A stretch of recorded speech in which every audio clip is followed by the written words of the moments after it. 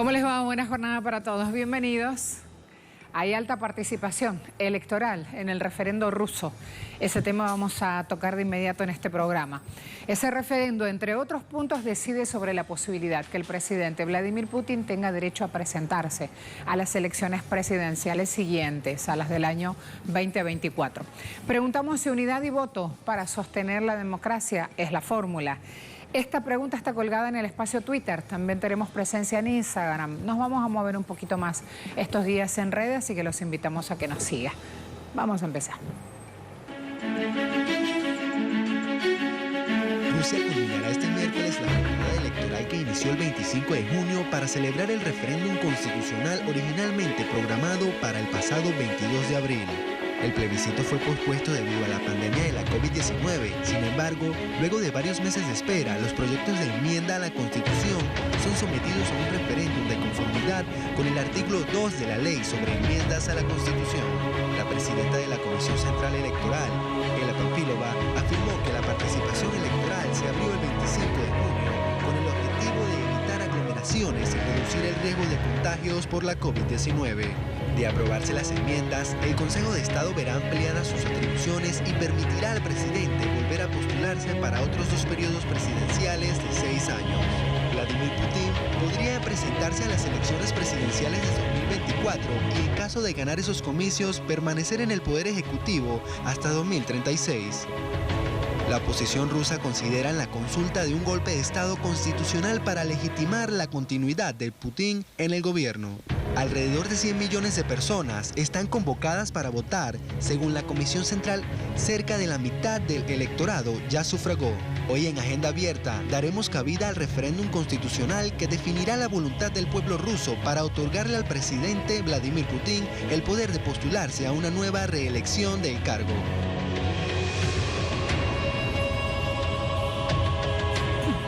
Cuenta oficial de la presidencia de Rusia. El presidente visitó el colegio electoral número 2151 en Moscú para votar las enmiendas a la Constitución. Ese es el momento, allí la imagen que queda entonces para todo el mundo. Telesur conoce las reformas constitucionales rusas. Allí les proponemos más información, las que son sometidas a consulta. Se planteó que los requisitos del derecho y los tratados internacionales, así como las decisiones de organismos internacionales, pueden ser válidos en el territorio ruso solo hasta el punto de que no restrinjan derechos y libertades del pueblo y los ciudadanos y no contradigan la Constitución. Entre otros puntos, se propone además darle rango constitucional a la figura de una pensión digna y a un salario mínimo por encima del índice mínimo de subsistencia. Avanzo también, prensa latina, Rusia vota en referendo por cambios en la Constitución. El presidente Putin reiteró que las decenas de reformas propuestas solo entrarán en vigencia si la mayoría de la población con el mínimo de asistencia requerido se pronuncia a favor de esos cambios, si vota por el sí. Este voto electrónico entonces se emplea de forma experimental en esta ocasión, solo en los casos de Moscú y Nizhegorod, cuyas comisiones regionales electorales demostraron su capacidad para contar con bases de datos que descarten una repetición de los electores. Tal opción terminó ayer con una participación del 93%. Sigo sumando entonces hasta ahora también otras informaciones. Abrimos el espacio de análisis. Vamos a ir también a Moscú con Lisandra Andrés, que ya me está esperando. Arrancó con Lisandra y luego el invitado, ¿les parece? Vamos. Sí, muchas gracias. Como tú bien decías, es esta la jornada principal de votación para el referendo constitucional a la Carta Magna rusa. Están llamados a ejercer su derecho al voto más de 108 millones y medio de ciudadanos, tanto en el país como en los colegios que se han establecido a nivel internacional en el extranjero. Es una jornada muy importante, pues marca la aprobación popular, el último paso para que entren en vigor este proceso de referendo que inició el pasado mes de enero, una propuesta del mandatario ruso ante ambas cámaras de la Asamblea Federal. Desde este momento entonces comenzó el proceso de aprobación, de estudio de estas propuestas que se analizaron tanto a nivel de gobierno como a nivel nacional en las diferentes regiones del país, y es esta jornada la que marca pues el fin de todo este proceso con la aprobación popular de los ciudadanos del país a este proceso de enmiendas constitucionales. Para garantizar la seguridad se han creado condiciones en todos los colegios, se implementó el sistema de voto anticipado desde el pasado 25 de junio para evitar aglomeraciones en las mesas electorales. También se han tomado todas las medidas de seguridad, desde la medición de temperaturas a los ciudadanos una vez que ingresan a los colegios, el distanciamiento social, también el uso de guantes, de nasobucos, de bolígrafos desechables y todo otro sistema de seguridad para evitar riesgo y garantizar que sea seguro este proceso de votación popular. También se instauró, por ejemplo, en Moscú el voto electrónico y el voto a distancia, que está habilitado en todas las regiones del país. Esto es, pues, Marcela, un proceso político muy importante para todos los ciudadanos. Ayer el mandatario ruso hacía hincapié en la importancia de que los ciudadanos acudan a las urnas y manifiesten pues su intención de voto en este proceso de reforma constitucional, que no solo cambia muchos aspectos en la vida política del país, sino que también será una garantía para nuevas medidas educativas, medidas de salud y también de seguridad social para el futuro y el desarrollo de este país. Esta es toda la información que tenemos por ahora. Hasta el momento han votado más de la mitad de los ciudadanos que están registrados para ejercer su derecho al voto, y de esta mitad, pues más del 76% ha manifestado su aceptación a esta consulta popular para efectuar los cambios a la Constitución. Esta es toda la información que tenemos por ahora. Estaremos al tanto de todo lo que suceda en esta jornada decisiva para Rusia. Ahora volvemos a Caracas. Muchas gracias. Me espera David Gómez Rodríguez en Moscú. ¿Cómo te va, David? Buen día. Hola, ¿cómo estás, Marcela? Saludos a toda la audiencia de Telesur. Muchas gracias. Alta participación, ha hablado el presidente Putin, y resta entonces esperar cómo se da este proceso. ¿Qué resaltarías de esta tarea electoral que tiene el pueblo ruso en marcha? Creo que es un momento vital para el proceso político y democrático que ha venido viviendo Rusia en los últimos 20 años. Es importante que nosotros recalquemos, ¿no?, que este proceso ha venido en un desarrollo permanente. Si bien es cierto que hoy la prensa internacional pues ha centrado el tema de las elecciones o de este referéndum constitucional en torno a la figura del presidente Vladimir Putin, es vital que nosotros rescatemos que lo que se está debatiendo hoy en Rusia es la estabilidad política, el desarrollo económico, la seguridad social, el liderazgo internacional, garantizando además pues un estatus, ¿no?, para la soberanía nacional. Es importante que nosotros destaquemos que no se trata solamente de una enmienda constitucional que podría garantizar la continuidad en el poder del presidente Vladimir Putin, sino que es una enmienda constitucional que incluye también artículos donde, por ejemplo, se habla de la seguridad social y se garantiza que el sueldo mínimo no puede ser menor a pues el costo de la vida mínima en este país. También es importante que nosotros destaquemos que se le da mayor poder al Parlamento ruso y que se le pone de alguna manera nuevos funciones en torno a la designación de lo que significa pues cargos estratégicos dentro del Estado. Asimismo, se hacen algunas modificaciones en torno a lo que significa la posibilidad de participar en elecciones presidenciales dentro de Rusia, en el entendido que desde ahora en adelante no se podrá participar como candidato a presidente si no se cumplen con determinadas condiciones. Una de ellas es residir en el país con más de 25 años de antigüedad dentro de la Federación Rusa. En este momento son solamente 10 años lo que se exigen. Asimismo, pues se exige que los cargos de alta, ¿no?, del alto poder de la Federación Rusa, del gobierno ruso, pues no pueden tener intereses internacionales establecidos, en el sentido de que no pueden tener residencia en otros países, y esto es fundamental en el entendido de que están tratando de resguardar su soberanía. Entonces, no se trata solamente de un proceso personalista, sino que se trata de una gestión que se ha venido haciendo en toda la modificación del Estado ruso para garantizar mejores condiciones tanto de seguridad social como de desarrollo económico, así como de estabilidad política. Yo rescataría esto en el entendido de que existe toda una campaña, ¿no?, que se ha venido construyendo contra Rusia desde la rusofobia, pero también contra este proceso de democratización paulatina que ha venido pues viviéndose dentro del país. Es cierto que existen grandes retos para Rusia hoy día, que el propio presidente Putin y pues diversos actores dentro del escenario político ruso destacan en el día a día de pues la disputa política que se pueda vivir acá.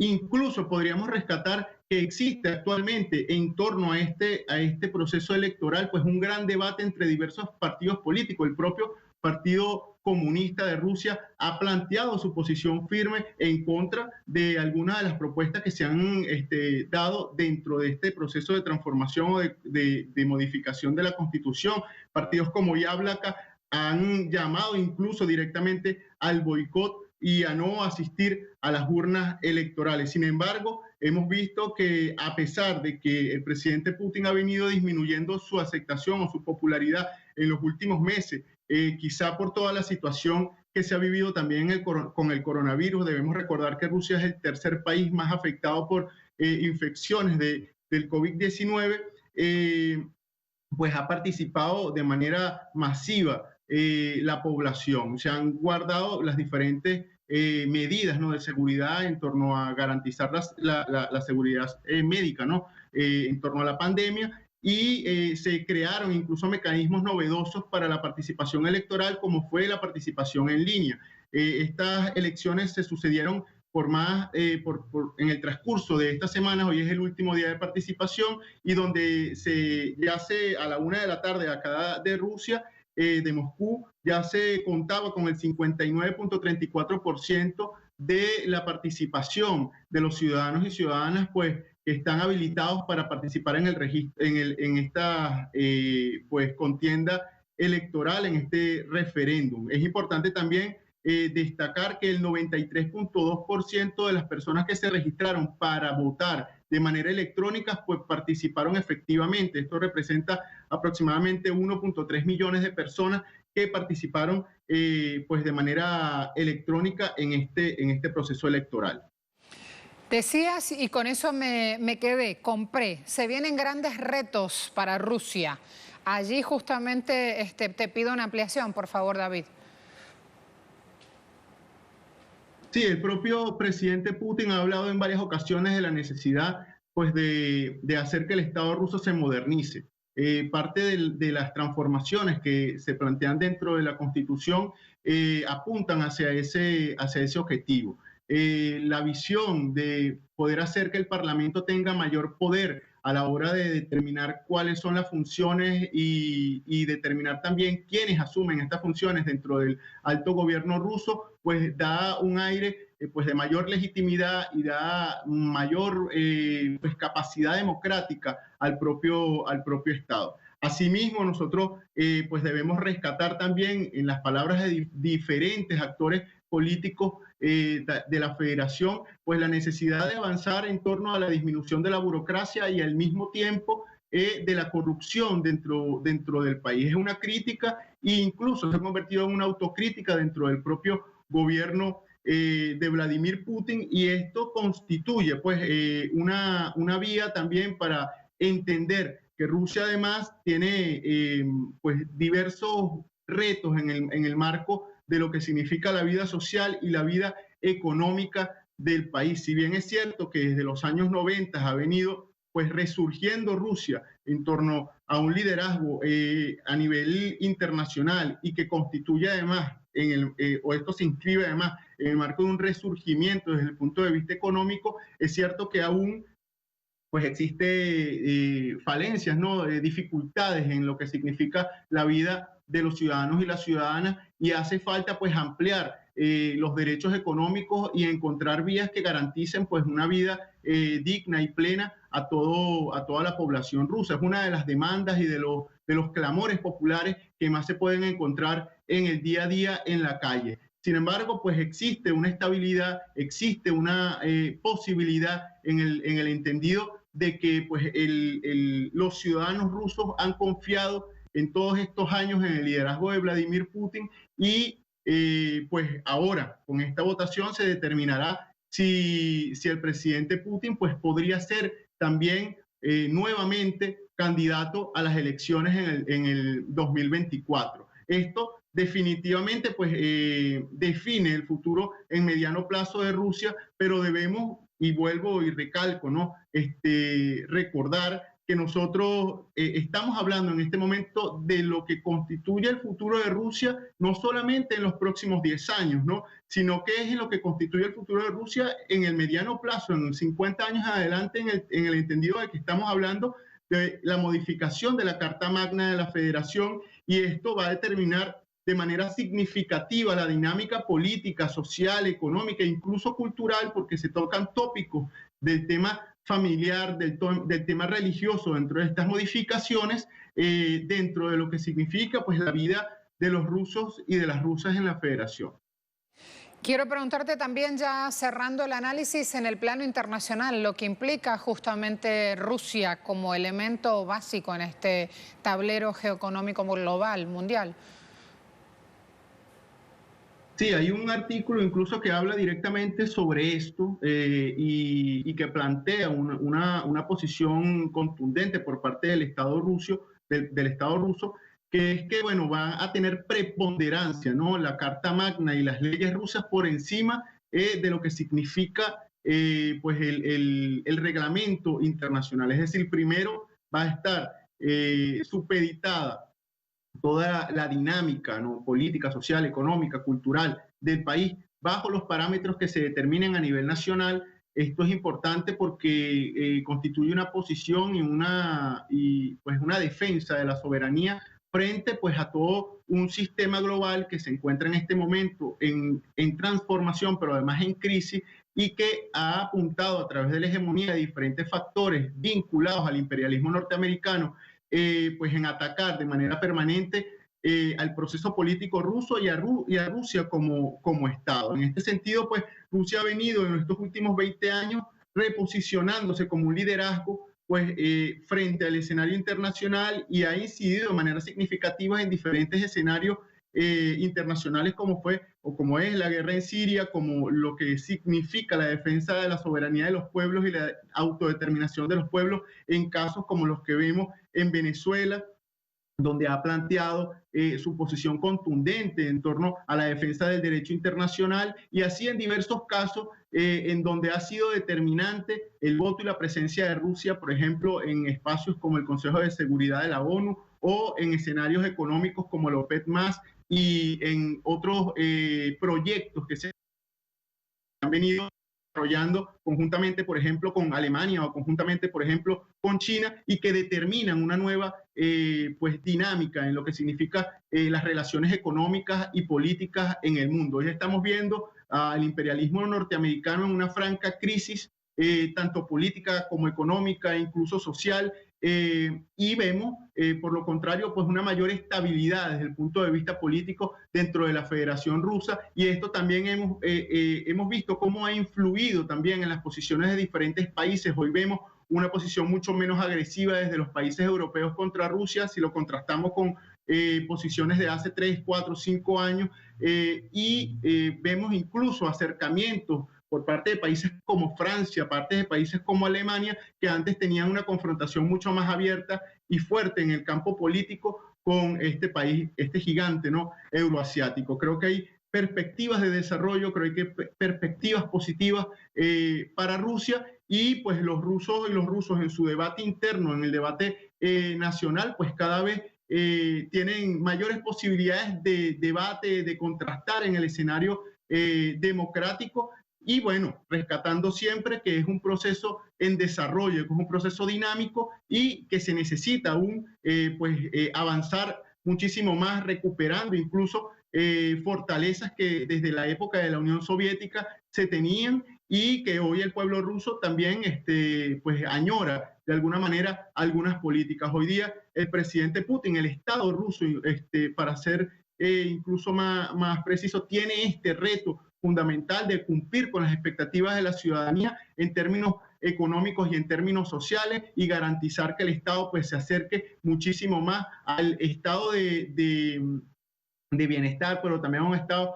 de democracia plena, en el entendido de que el mundo está también pues en plena confrontación con este concepto. Hoy la democracia pues constituye el gran debate del siglo XXI, y ella ha determinado incluso pues las dinámicas económicas, las dinámicas sociales en diferentes regiones.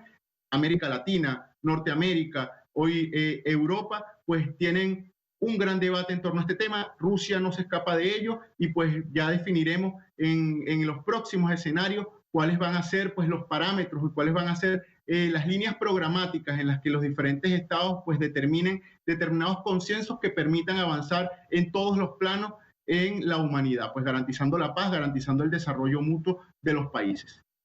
Gracias, David. Hasta la próxima. En Twitter preguntamos, ¿unidad y voto para sostener la democracia? Sí, 76,5%, no 14,8%, 14,9% ya, no sé, 8,5%.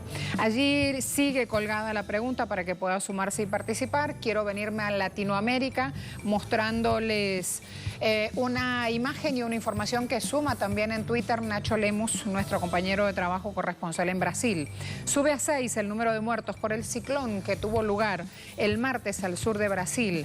Los estados afectados: Santa Catarina, Río Grande do Sul, Paraná. En Sao Paulo cayeron al menos 50 árboles. En Santos, olas de hasta 3 metros destruyeron barcos y autos. Amplíen si quieren el tamaño de ese video. Sigue el alerta meteorológico, ya hay otros lugares en Brasil prevenidos porque lo de ayer se ha visto realmente muy duro. Este fenómeno ocurrió ayer, a la mañana ya estaban las alertas, después del mediodía empezaron a circular las imágenes para que si se sorprenden sepan que es una noticia de la jornada de ayer. Nacho lo que está haciendo es subir imágenes y la actualización de 6 muertos. Así de tremendo llega julio, también para eso tenemos unas imágenes. La he levantado de Twitter, se busca la sonrisa a esta hora, tan importante para subir justamente nuestro sistema inmunitario. Sí, señores, julio está aquí, vamos a hablar de temas ahora del bolsillo y se nos va la sonrisa.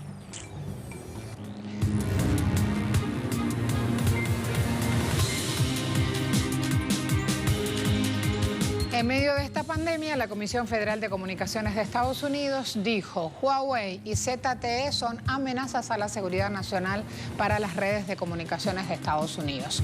Esta decisión prohíbe a las empresas estadounidenses ir a un fondo gubernamental de 8.300 millones de dólares, comprar, mantener, mejorar o modificar cualquier equipo producido por estas firmas chinas. Jeffrey Starks, comisionado, subrayó. Comisionado de la comisión, me dicen acá. Ajá, buenísimo. Jeffrey Starks subrayó que el equipo de Huawei sigue vigente en las redes estadounidenses e indicó que el Congreso tiene que asignar fondos entonces para reemplazarlos. No es la primera vez que saca la daga Trump contra una empresa china. Allí entonces vamos a ver las repercusiones. Airbus despide gente. 15.000 trabajadores se van a quedar en la calle en todo el mundo. 5.100 empleados en Alemania, 5.000 en Francia, 1.700 en Reino Unido, 900 en España, el resto en otros lugares del mundo. Ya está la confirmación, el comunicado oficial de la empresa. En el texto, Airbus señala que las cadencias de producción de aviones comerciales se han adaptado en consecuencia, las cadenas. Por su parte, el delegado de Airbus ha dicho: la empresa se enfrenta a la crisis más grave que el sector ha experimentado. Asimismo dijo, van a asegurar sostenibilidad de la empresa y garantizar capacidad para salir de la crisis. Cuando le dicen eso desde una empresa es que van a cuidar sus utilidades y si hay algo que se puede recortar, lo primero que se recorta es la nómina salarial. Allí la decisión entonces. TEMEC arranca hoy ya en marcha. Andrés Manuel López Obrador ayer mencionaba esto y nosotros allí pusimos las imágenes, pero hoy ya tiene una nueva conferencia matutina vigente en marcha. Se habla de que el TEMEC va a proteger a los trabajadores y que habrá democracia sindical, mejores condiciones de salarios, porque si hay incumplimientos a normas laborales y sindicales, esto podría llevar a sanciones comerciales e incluso al embargo de algunas mercancías en la frontera. Mucho nos cuentan del TEMEC. Hoy voy a tener un capítulo especial en el programa de Economía en Impacto Económico hablando de esto. Hubiese sido bueno estar un ratito ahí en la conferencia hoy y chequear. Como ya sabemos que el 8 de julio, hace minutos también Eduardo Martínez, nuestro corresponsal en México, subió la información. 8 de julio es el día en el cual AMLO, López Obrador, y Trump se van a encontrar en Washington. Una vez que este TEMEC está en marcha desde hoy, también Canadá es un punto al que hay que estar siguiendo para ver si estas inversiones que prometen de la mano de este tratado de libre comercio llegan o no. Así entonces, Eduardo Martínez con el tuit anunciando 8 de julio es la fecha para este encuentro, allí la información. Fíjense que también sitúa la conferencia matutina y ya estamos hablando de este día, ¿no? Les voy actualizando sobre la marcha todo lo que va pasando. Hoy, donde vean una información económica en cualquier publicación del mundo, están aludiendo a este TEMEC que sustituye al Telecán NAFTA que tenían México, Estados Unidos y Canadá y que venden los mandatarios de estos países, será una nueva etapa en el intercambio de mercancías y de las formas de producción. Pausa rápida, ya volvemos, ya estamos prestos a ir a Cuba con el mensaje de las autoridades sanitarias. Qué hermosa imagen tiene en Twitter el presidente de Cuba, Miguel Díaz-Canel Bermúdez. Cuba reabre sus fronteras para el turismo internacional con la etiqueta Somos Cuba. ¿Saben qué? Desde hoy, 24 horas, tenemos presencia, Telesur tiene presencia en Cuba, así que tempranito también puse en Marcela Telesur, que es mi usuario, imágenes de esa Cuba de mis amores, diciéndoles, aquí estamos, 24 horas, gracias por el cariño y porque desde hace muchos años nos tienen en sus hogares, pero antes en algunos espacios y algunos horarios, ahora ya vamos 24 horas. La imagen de Díaz-Canel es de playas. Y el texto es muy cortito, aludiendo justamente a este momento en el cual, donde tienen infraestructura, tienen espacio y decisiones tomadas ya para evitar cualquier situación que se pueda dar con el COVID-19, cualquier situación de crisis, como han ido en bajada la cantidad de infectados, han aumentado los sistemas de protección sanitaria. Entonces así es que Cuba ha decidido reabrir sus puertas al turismo.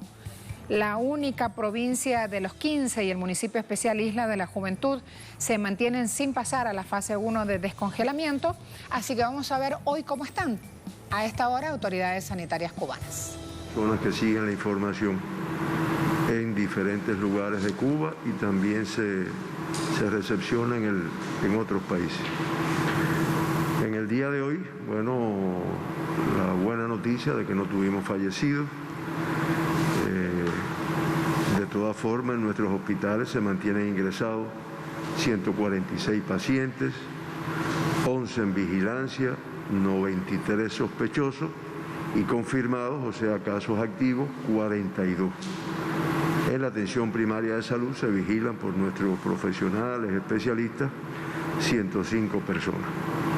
Ayer se procesaron un total de 2.272 muestras para el diagnóstico de la COVID-19 en los laboratorios de biología molecular del Instituto de Medicina Tropical Pedro Curí, 885, en el del Centro Provincial de Higiene y Epidemiología y Microbiología de La Habana, 470, el de Santiago de Cuba, 281, el de Villa Clara, 157, el Centro de Ingeniería Genética y Biotecnología, 94, el Laboratorio de la Defensa Civil, 64 y el Hospital Hermanos Amejeira, 321 muestras procesaron en el día de ayer. Como resultado del análisis de estas muestras, pues se diagnosticaron 7 pacientes, 7 personas con el SARS-CoV-2, o sea, con la COVID-19. Reitero, 7 casos confirmados en el día de ayer. Esto hace un total de 173.063 muestras analizadas hasta el día de ayer por nuestros laboratorios y 2.348 han sido positivas, o sea, 2.348 personas se han confirmado con la enfermedad en Cuba. Esto representa el 1,4%. Siempre agregamos para la información de nuestra población que no solo se procesaron muestras pertenecientes a La Habana, en donde el mayor número fue de aquí, 1.662, pero se procesaron también 46 de Pinar del Río, 55 de Mayabeque, 61 de Villa Clara, 51 de Cienfuegos, 45 de Ciego de Ávila, 143 de Las Tunas, 104 de Granma y así.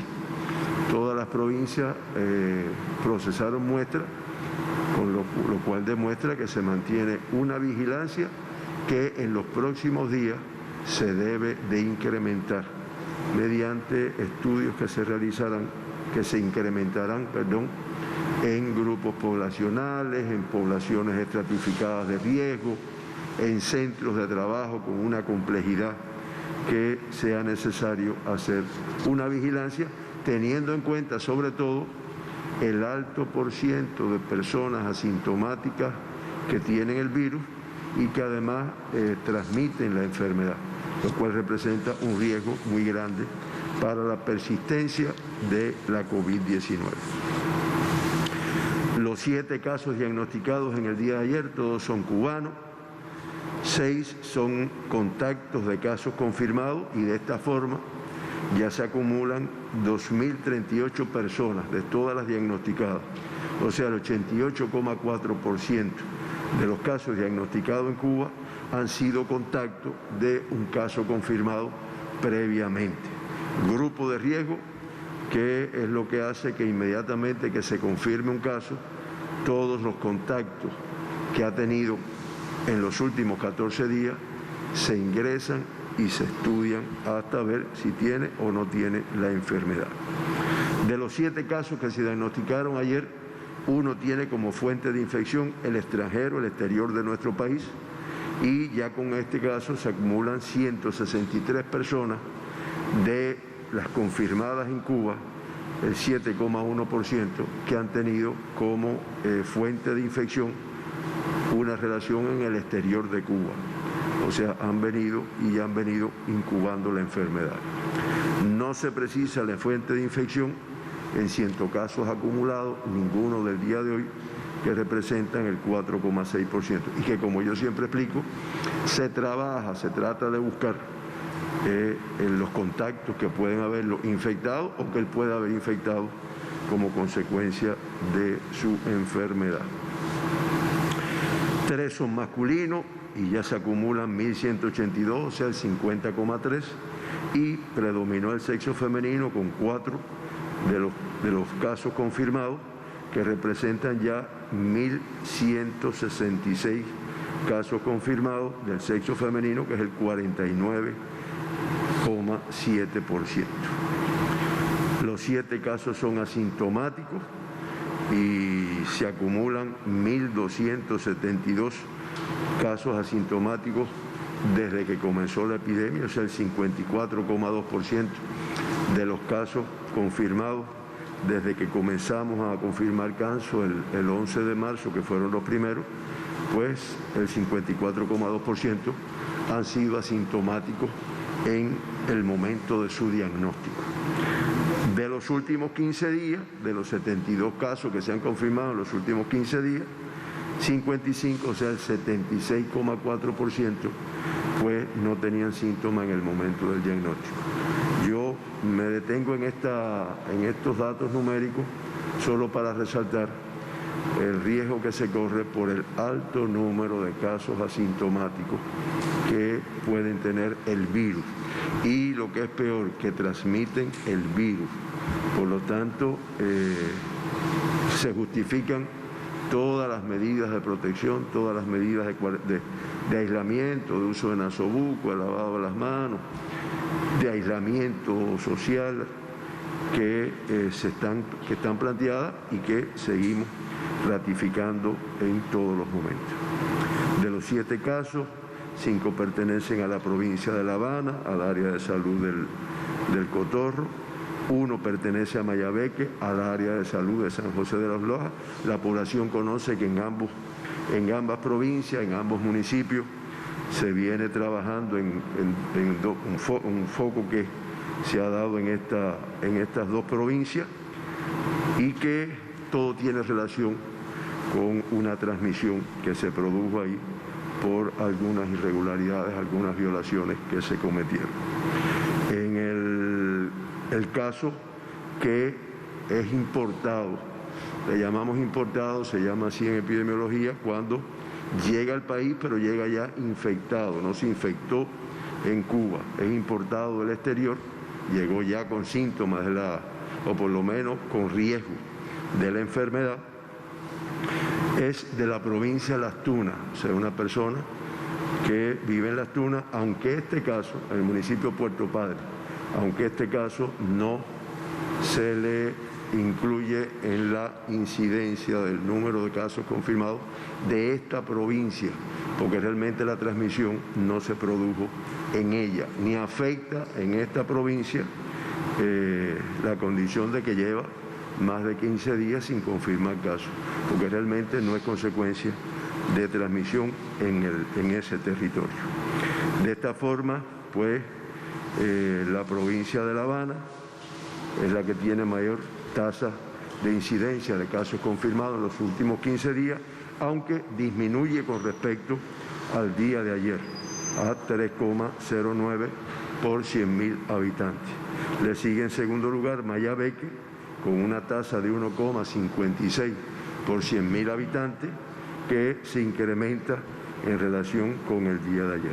Y ratificamos que 13 provincias de nuestro país y el municipio especial Isla de la Juventud se mantienen sin confirmar casos en los últimos 15 días.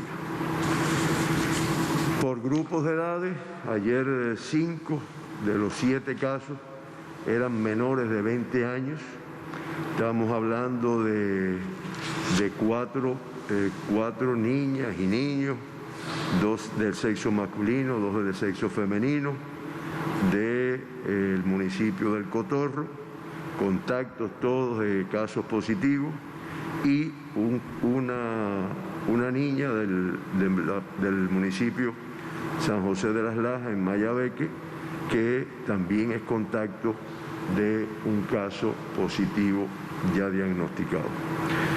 De esta forma se acumulan 261 casos confirmados, 261 menor de 20 años confirmados en nuestro país, de los cuales 250, o sea el 95,8%, ya se encuentran de alta. Esto traduce, ninguno ha tenido un cuadro de gravedad, severidad en su cuadro clínico, y la evolución ha sido satisfactoria en todos los casos. Hay 2 casos, como yo dije, en el grupo de edad de 40 a 50 años de edad. De los 2.348 pacientes diagnosticados con la enfermedad, se mantienen ingresados confirmados 42. Estos son los casos activos, es el 1,8% de todos los casos diagnosticados. 41 de los 42, o sea el 97,6%, tienen una evolución clínica estable, y se mantiene reportada de grave la paciente que ya en el día de ayer habíamos informado de aquí de La Habana, que se encuentra ingresada en el Hospital Militar Dr. Luis Díaz Soto. Siempre lamentamos y damos las condolencias a sus familiares de los 86 fallecidos que se acumulan en toda la evolución de la pandemia. Esto da una letalidad de un 3,66%, inferior a la del día de ayer, y con esta letalidad que presenta Cuba, pues se mantiene en el lugar número 19 entre todos los países de la región de las Américas que tienen casos confirmados, que tienen letalidad, o sea, la posición 19, 18 por encima, con mayor cifra y mayor letalidad, mayor incidencia y mayor letalidad en algunos casos, y el lugar número 99 entre todos los casos del mundo. Ahí nosotros tenemos una gráfica que nos gustaría mostrarle a la población, ¿no?, en relación con el comportamiento de la letalidad en Cuba. Esta es una evolución que ahí lo sacamos por meses. Lo que está en rojo es el número de casos que se han confirmado en cada uno de estos meses. Desde que comenzamos a diagnosticar casos, estamos hablando del mes de marzo. Como ustedes ven, el momento en que se tuvo un mayor número de casos confirmados fue abril, que fueron 1.325 casos confirmados. Después le sigue mayo con 546 y ya junio ha ido disminuyendo y la cifra que tenemos es de 249. Igualmente, el número de fallecidos ha ido disminuyendo y la letalidad, si puede me la vuelven a poner. Ahí, correcto, gracias. La letalidad de un 4,4% que tuvimos en abril bajó a un 3,5% en el mes de mayo y a un 1,2% en el mes de junio. O sea, ha tenido una disminución. Logramos que se hiciera esta gráfica, el profe José Raúl nos hizo esta gráfica con esa disminución por letalidad, porque cualquiera, si lo hacemos en número absoluto, cualquiera diría, no, hay mayor fallecidos en abril porque había mayor número de casos, pero el porciento hace evaluable este indicador. Esto es consecuencia.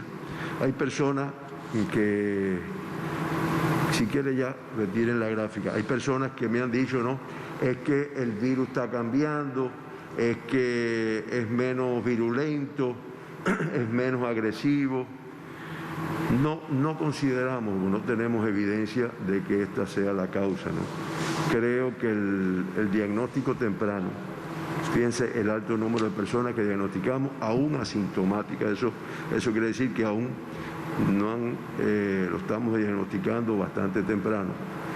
La instauración de un tratamiento desde el momento, no que se confirma, sino desde el momento que es contacto sospechoso, ya se le empiezan a aplicar un grupo de medicamentos, muchos de ellos producto de la ciencia cubana, y algunas modalidades que se aplican en nuestro país a los pacientes que presentan alguna complejidad desde el punto de vista clínico, y a todos con medicamentos cubanos. Estoy hablando de el interferón, el everferón, el 6GB125, o sea, diferentes tratamientos que se aplican, el tratamiento con suero hiperinmune de los pacientes recuperados, que también se aplica a pacientes que están graves, que están críticos y que permiten que no fallezcan como consecuencia de esta enfermedad. Creo que es lo que nos permite estos resultados que estamos teniendo. En el día de ayer, o sea, hasta el día de ayer, siempre mencionamos las 2 personas que se evacuaron al inicio de la pandemia, y ayer se dieron 4 altas. No logramos un indicador positivo desde el punto de vista de tener más altas que casos que se ingresan, casos que se diagnostiquen. Ayer fueron 4 altas, con lo cual las 4 son de aquí de La Habana, con lo cual se acumulan 2.218 pacientes recuperados, ya de alta clínica algunos, alta clínica epidemiológica otros, que es el 94,5% de todos los pacientes diagnosticados en Cuba. Como dijimos, de todos los casos que se encuentran activos, hay una paciente grave en el Hospital Dr. Luis Díaz Soto. El mundo también con su complejidad. Creo que las informaciones que se brindan por diferentes vías lo ponen de manifiesto.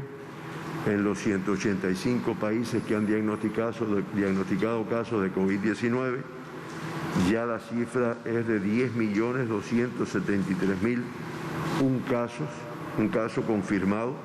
Solo en el día de ayer se confirmaron 160.247 casos en el mundo, que es lo que hace que lleguemos a esta cifra de 10.273.000 un caso confirmado. Y ayer fallecieron como consecuencia de esta enfermedad en el mundo 3.773, para un acumulado de más de 500.000 de fallecidos. Estamos hablando de 505.295 fallecidos. Esto representa una letalidad en el mundo de 4,92%. La región de las Américas, que sigue manteniéndose como el epicentro de la pandemia en el mundo, que en la región y en el mundo encabezan la lista de acuerdo al número de casos confirmados, de acuerdo al número de casos fallecidos, los Estados Unidos y Brasil, pues la región de las Américas reporta un acumulado de 5.226.063 casos confirmados, al diagnosticar ayer 89.483. O sea, el 50,87% del total de casos que se reportan en el mundo son en nuestra región, en la región de las Américas. Ayer fallecieron en nuestra región 2.164 personas como consecuencia de esta enfermedad, lo cual hace un acumulado de 248.672 fallecidos y una letalidad de 4,76%.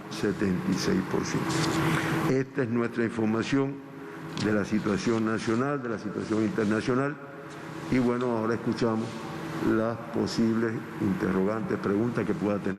Dejamos Cuba y quiero de inmediato mostrarles informaciones que tienen que ver con la actualidad política de Venezuela. La presidenta del Consejo Nacional Electoral de este país, Indira Alfonso, dio cuenta de la garantía que ofrece el Poder Electoral para la participación de las más de 80 organizaciones con fines políticos rumbo a las elecciones legislativas en este país. En estas elecciones parlamentarias anunciamos que se amplía considerablemente la participación de las organizaciones políticas. Prueba de ello el acto del día de ayer en el que estuviesen presentes 28 organizaciones nacionales y 6 organizaciones de pueblos y comunidades indígenas. Igual se han sumado 52 partidos regionales para un gran total de 87 organizaciones con fines políticos activadas legalmente, totalmente habilitadas para participar en el venidero proceso electoral.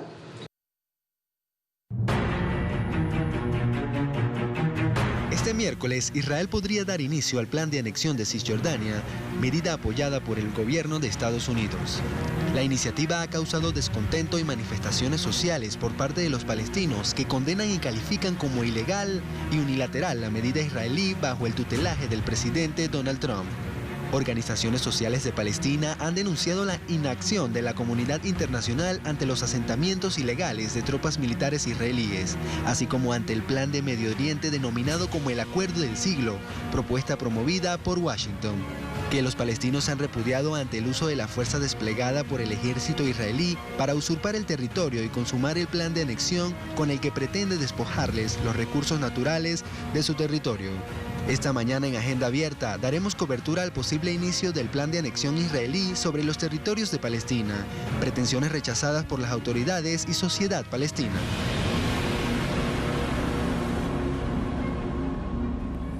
Wafa dice Fatah. Netanyahu podría anexarse durante las vacaciones de verano de los parlamentos de la Unión Europea.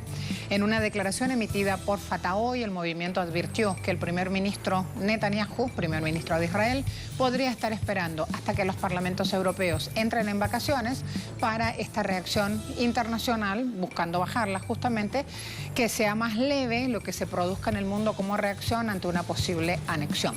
Un portavoz del Fatah dijo: Fatah nunca estará listo para apoyar ningún tipo de negociaciones con Israel si la anexión se lleva a cabo en cualquier momento. Así de claro. La Vanguardia dice: miles de palestinos protestan en Gaza contra la anexión israelí. Allí estaba el líder del movimiento de Hamas entre los presentes y ha dicho que la resistencia palestina frustrará este plan de anexión israelí y la iniciativa de paz estadounidense. Ondeando banderas, protegen lo suyo. Desde Chile han lanzado una campaña, voy a Instagram ahora, por el reconocimiento de los derechos humanos de los palestinos y exigiendo el fin de esta ocupación ilegal sionista en Cisjordania. Uno de los abusos más grandes de los últimos tiempos. Israel, desafiando las advertencias de la comunidad internacional, anexará gran parte de lo que se define como territorio palestino, dejando sin hogar a cientos de miles de palestinos, quitándole sus tierras y tomando posesión de sus recursos naturales. En una de las tierras más fértiles de la región. Los palestinos desplazados no formarán parte de ningún Estado. Y quedarán en territorios aislados, es decir, en un verdadero apartheid.